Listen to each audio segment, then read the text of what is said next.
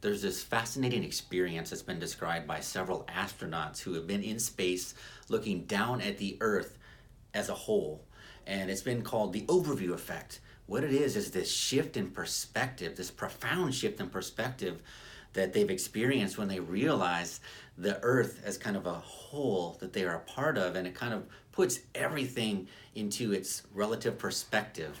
And I think a lot of times when we're in this perfectionism trap, what we're really failing to do is see the forest from the trees. And it's really a matter of shifting perspective, which is half the battle of reframing situations and freeing ourselves from this perfectionism. So in this upcoming workshop, we're going to talk about some conscious ways and actual practical ways to make this perspective shift on demand. So come join me, learn a couple tools to shift your perspective out of perfectionism and into the beauty of imperfect.